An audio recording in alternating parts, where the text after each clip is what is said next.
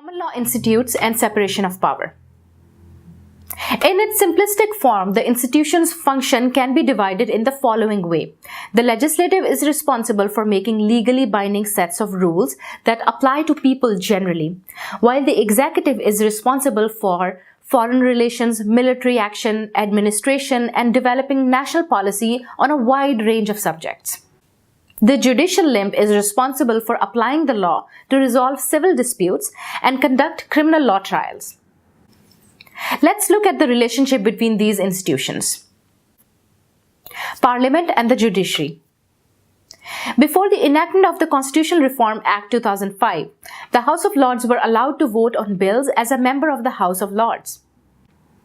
However, the judges would normally abstain from a vote if they are to reside in the appellate committee of the House of Lords to hear the case. What do you think would happen if the law lords did not refrain from voting and showed their preference to an issue before they were to sit as impartial judges on the case related to the issue? Can the losing party claim that they did not get a fair trial? Can you name the section in European Convention on Human Rights that deals with the issue of fair trial and can be invoked in such situations by a claimant? Such was the case in Jackson versus Attorney General 2005, where two law lords showed their bias in favor of fox hunting by voting against the ban. The role of the judges was restricted to adjudication, and appellate committee was moved out of the parliament and into the new Supreme Court. The ECHR Section 6 paved way for the Constitutional Reform Act 2005. The courts have historically recognized the Parliament's ability to govern itself and have refused to take part in a dispute that involves parliamentary proceedings. This parliamentary privilege has been derived from the Bill of Rights. Can you think why the Parliament has been provided this immunity? Let me give you a hint.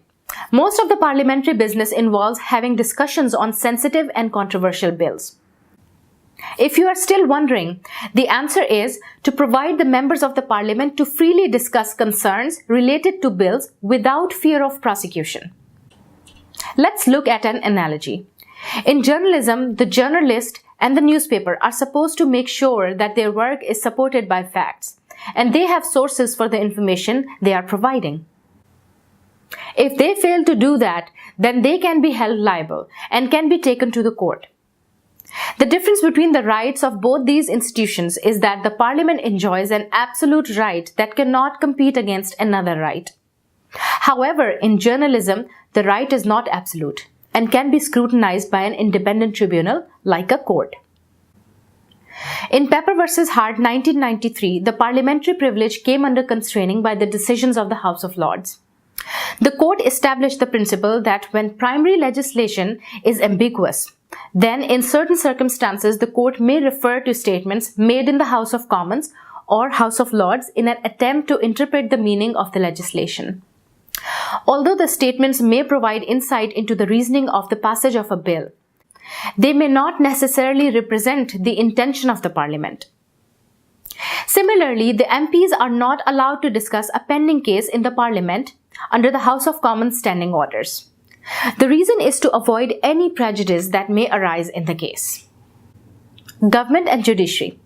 The interaction of government and judiciary is discussed under the principle of judicial independence. We will come back to this discussion in later lectures when we will discuss judicial independence. Government in Parliament. The role of the governmental ministers can only be limited or scrutinized by the Parliament if the Parliament has the power to do so. In reality, the government has a majority in the Parliament and has influence over the business of the Parliament. We will be looking at the dominant role of the government and the civil servants in making statutes and secondary legislation in later lectures. In the final topic of this section, let's quickly look at the courts and how they view separation of power. The British courts recognize the doctrine of separation of power, but emphasize on the fact that the constitution of this principle is different in Britain from the pure theory of Montesquieu. Lord Diplock stated in Duport Steels Limited versus Sears 1980 that Parliament makes the laws and the courts interpret them. He also emphasized the fact that although a legislation may be controversial, but the courts cannot do anything about it other than to interpret them. In a more recent case, Baron Mereworth versus Minister of Justice 2011, Justice Lewison stated, "The separation of powers, although not quite in the pure form that Montesquieu imagined, has always been part of our Constitution."